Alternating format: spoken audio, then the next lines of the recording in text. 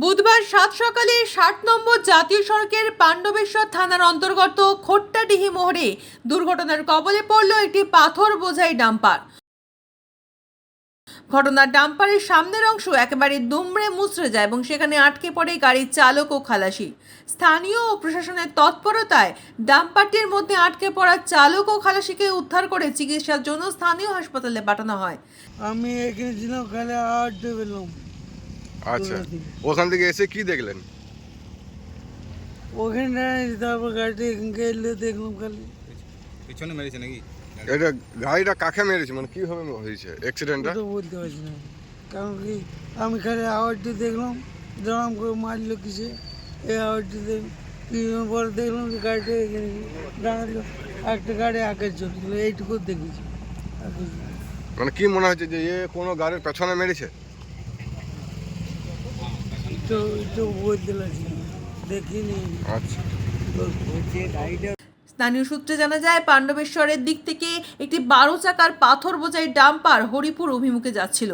যাওয়ার পথে 16 নম্বর জাতীয় সড়কের খোট্টাডিহি মোড়ে ঘটে দুর্ঘটনা। স্থানীয়দের অনুমান, পাথর বোঝাই গাড়িটির খুব দ্রুত গতিতে আসছিল। ঠিক সেই সময় তার সামনে থাকা কোনো গাড়িকে সজোরে ধাক্কা মারার ফলেই ওই দুর্ঘটনা ঘটে থাকতে পারে। যদিও পাথর বোঝাই ডাম্পারটি কোনো গাড়িতে ধাক্কা মেরেছে তা কেউ দেখেনি বলেই দাবি স্থানীয়দের।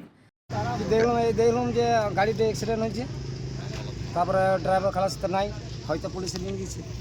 আচ্ছা, কি মনে হচ্ছে যে গাড়িটা মনে হচ্ছে যে হয়তো আগে থেকে পেছনে মেরেছে, কোনো গাড়ির পেছনে মেরেছে? এটাই দেখছি। এটা মানে গাড়িটা মনে হয় যে স্পিডে এসে কোনো গাড়ির পেছনে কোনো মেরেছে। গাড়ির পেছনে মেরেছে, এটাই দেখি। আচ্ছা, আপনার নাম পরিচয়? আমার নাম সমর বাউরি, খোট্টাডিহি তপনপুর কলোনি।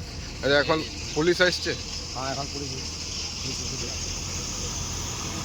এমন দুর্ঘটনায় হরিপুর অভিমুখে রওনা দেওয়া সেই পাথর বোঝাই ডাম্পার গাড়িটির সামনের অংশ ব্যাপকভাবে ক্ষতিগ্রস্ত হয়। ঘটনার খবর পেয়ে দ্রুত খোট্টাডিহি মোড়ে পৌঁছায় পাণ্ডবেশ্বর থানার পুলিশ ও পাণ্ডবেশ্বর ট্রাফিক গার্ড। দুর্ঘটনায় 12 চাকার ওই পাথর বোঝাই গাড়িটির মধ্যে আটকে পড়া চালক ও খালাসিকে স্থানীয়রা পুলিশ উদ্ধার করে নিয়ে যায় চিকিৎসার জন্য।